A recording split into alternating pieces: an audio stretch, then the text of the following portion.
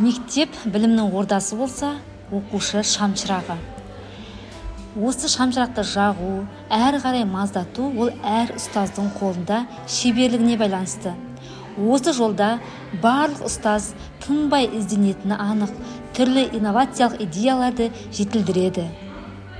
Мен Гүлзат Мырзағалиқызы Мақсұт Құсайынов атындағы Ақтөбе облыстық дарынды балаларға арналған мамандандырылған лицей-интернатының қазақ тілі мен әдебиеті пәні мұғалімімін. Білім жолында, білім саласында үнемі ізденісімді тоқтатқан емеспін. Ол менің шығармашылығымның тұтас желісі десе де болғандай. Өзімнің сабағымда жиі қолданатын, пайдаланатын тиімді тәсілдердің бірі ретінде дебат технологиясын ұсынар едім. Әр сабақта ұтымды пайдалану өз жемісін беруде. Оқушылар өз көзқарасын дәлелді жеткізе біледі. Тыңдай білу әдебі қалыптасады. Бір-бірінің пікіріне құрметпен қарауға үйреніп, сыни ойлауы дамиды. Дебат технологиясының элементтерін өз сабағымда жиі пайдаланатынды жоғарыда айтып өттім. Яғни оқушылардың көркем, әдемі, әдеби тілде сөйлеуге деген ұмтылысы менің көңіліме қуаныш сыйлайды.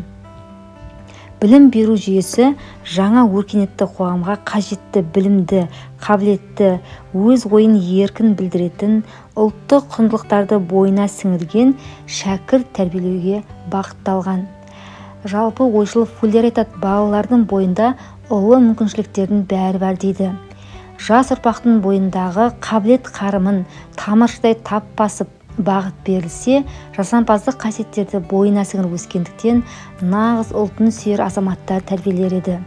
Оның бастау баспалдағында білім саласы, мектепте алған тәрбиесі де, білімі де жатыр деуге болады. Қазіргі таңда оқушы құзыреттілігін арттыру ол басты мақсаттардың бірі. Міне, бұл орайда да дебат технологиясы көмекке келері анық. Сәлеметсіздер ме? Менің есімім Скендер Мақсұт. Мен Мақсұт Құсайынов атындағы дарынды балаларға арналған мектеп-интернатының 2018 жылғы түлегімін. Сонымен қатар Қазақ ұлттық университетінің 2022 жылғы түлегі әрі магистрант болып табыламын. Осы уақытқа дейін мектеп қабырғасында Гүлзат Мырзағалиқызы бізге дебат технологиясын үйретіп, оқыту әдісінде осы пікірсайысты жиі қолданған болатын. Соның арқасында мен критикалық, сыни ойлау қабілетін, екі жақты қарастыру қабілетін дамыды десек те болады.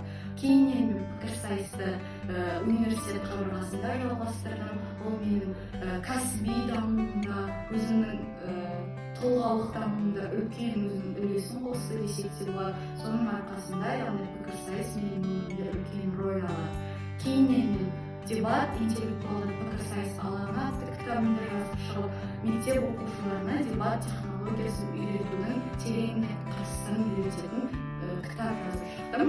Сонымен қатар Азамат атты теледебаттың түсірілімінде атсалысып шеф редакторлық қызмет атқардым.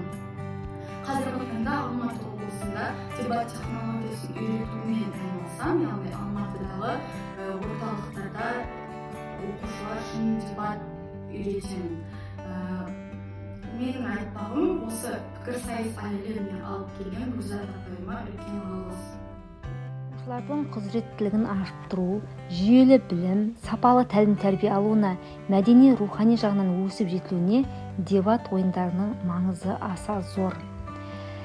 Сабақтың үстінде дебат технологиясының элементтерін үнемі пайдаланып, белгілі бір қалыпқа түскен оқушылар кейін пікірсайыс турнирлеріне шыққан уақытта да аса қиналмасы анық. Бұл орайда бірнеше шәкірттерім бар.